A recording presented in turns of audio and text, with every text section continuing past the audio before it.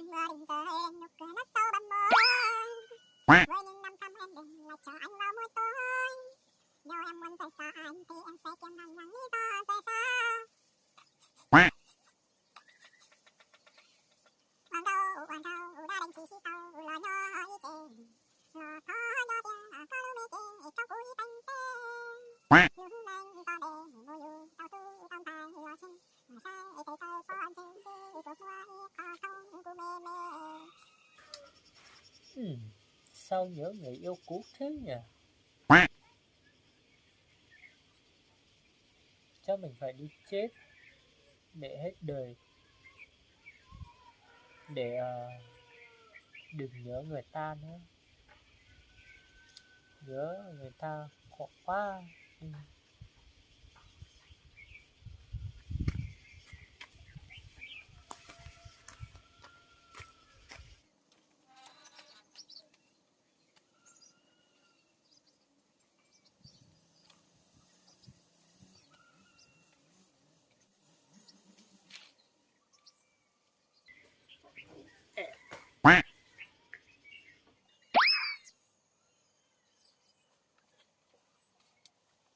ba này nhỉ?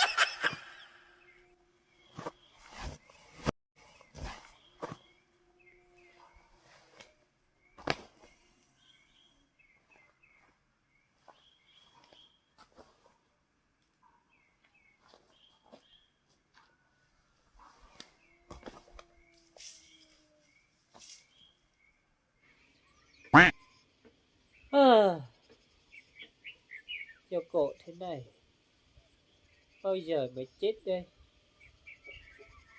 Cây lớn lên lên để mình còn chết nào. Chứ thế này thì bao giờ mới chết đây?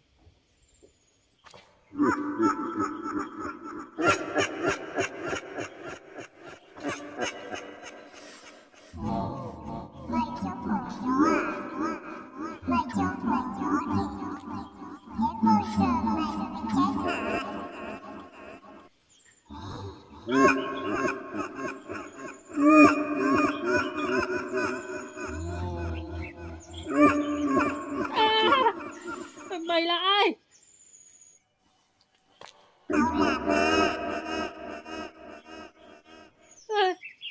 Ma nào?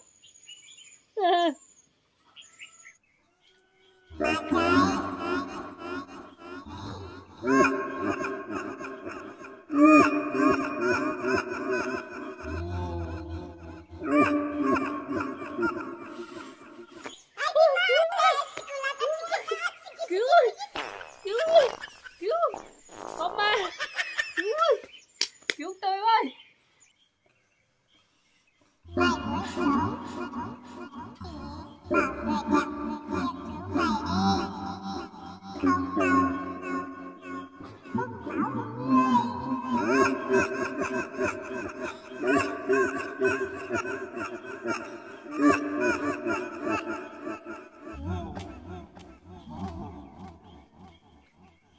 Cứu tôi ơi! Cứu! Có ma dọa ma, cứu tôi với! Cứu ơi! Cứu! Có ma dọa ma kìa! À không phải, có ma dọa tôi!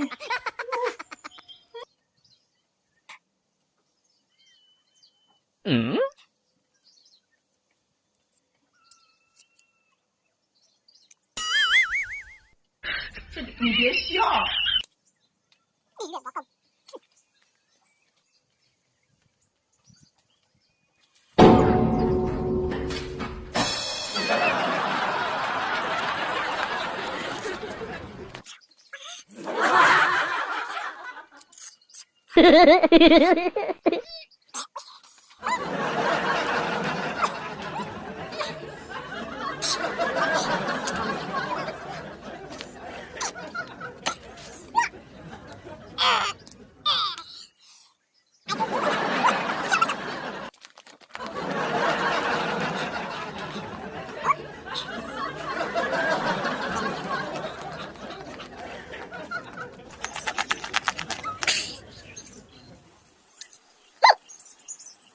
Con ma kia,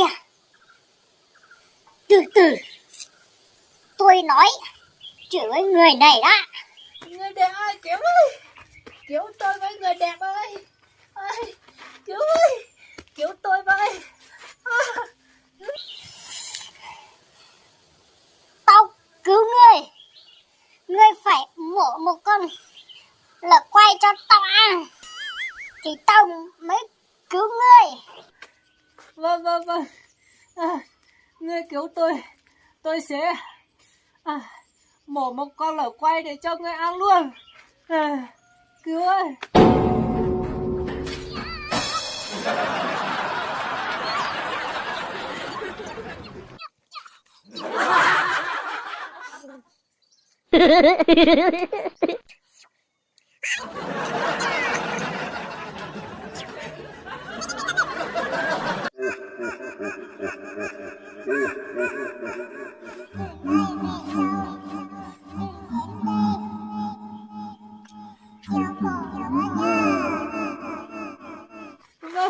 Vâng, đuổi con ma đó đi.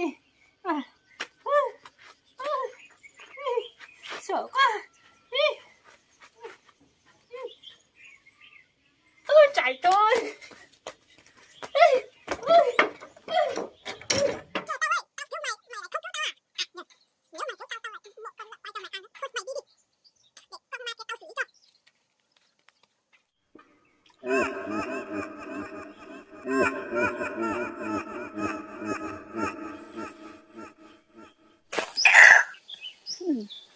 Ma ơi, mày làm tốt lắm. Lần này thì được quay ăn rồi.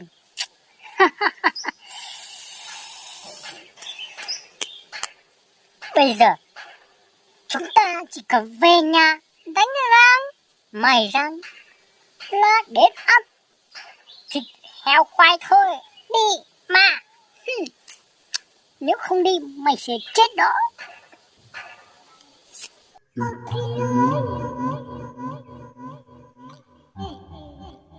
Bây giờ